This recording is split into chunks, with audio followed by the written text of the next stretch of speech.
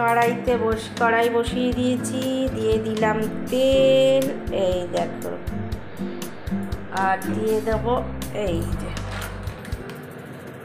First part.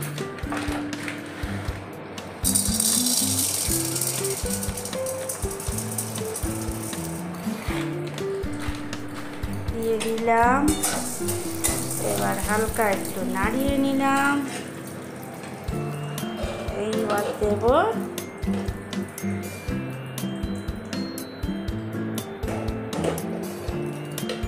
ঢেকে। এই দেখো আগে একটু বানিয়েছি এতগুলো, আবার এই দিয়ে দিলাম।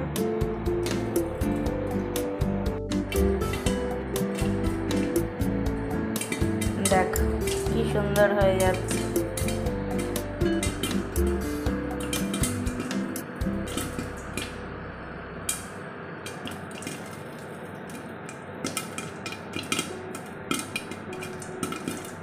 দেখো কেমন ফাটছে। আমি আগেও দুদিন করেছি, অল্প ভালো, মানে প্রথম দিন তো হয়নি সেরকম, সেকেন্ড দিন কিছু হয়েছে কিছু হয়নি। আজকে বুঝে গেলাম একটু তেল বেশি দেওয়াতে। এই যে আমার ছেলেরা পপকর্ন ভাজা খুব ভালো খায়, তো কালকে হচ্ছে সন্ধ্যেবেলায় আজকে সন্ধ্যেবেলায় এই সকালবেলায় দুধ রুটি খেয়ে নিয়েছে, তো ছোটো ছেলের সন্ধ্যেবেলার জন্য দুধ কমপ্লান কি করে দেবো, তো সেই কারণে হচ্ছে এখন জিজ্ঞাসা করলাম তাহলে কি খাবি, পপকর্ন খাবো, তো করে দিচ্ছি পপকর্ন। দেখো আমার হয়ে গেছে রেডি, এইখানে একবার করেছি, আর এই আমাদের মা ছেলের এখন হয়ে যাবে টিফিন। তো আরেকটু আছে,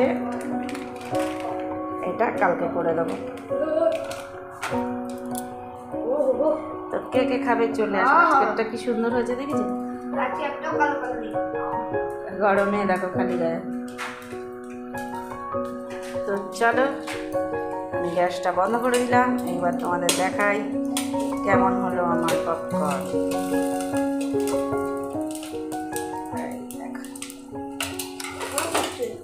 এখনো ফুটছে, কিছুটা আছে এখনো নিচে।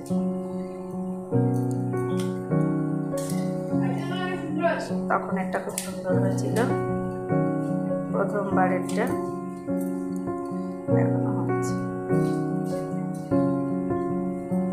আর একবার ধরিয়ে এখনো ফাটছে।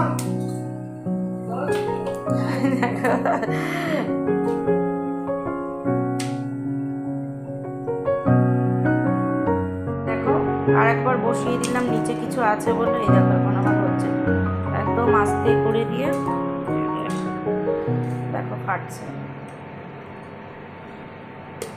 নিচে কিছুটা বাকি ছিল, তাই আবার একটু গ্যাসটা জ্বালিয়ে আবার বসিয়ে দিলাম। তো দেখো ফার্স্টেরটা খুব সুন্দর হয়েছে, সেকেন্ডেরটা একটু লেগে গেছে নিচটা দিয়ে, এই যে কিছু কিছু দু একটা হয়নি, তো খারাপ হয়নি, ফার্স্টেরটা খুব সুন্দর হয়েছে। তো আমার ছেলে বসে পড়েছে ওর প্রিয় জিনিস নিয়ে, তো চলো খেয়ে নিই, তারপরে কথা হচ্ছে। ঝটাফট খেয়ে নিই, আর কথা বলবো না। আর হচ্ছে ভিডিওটা অবশ্যই দেখো, আর যারা বাড়িতে বানিয়ে খেও।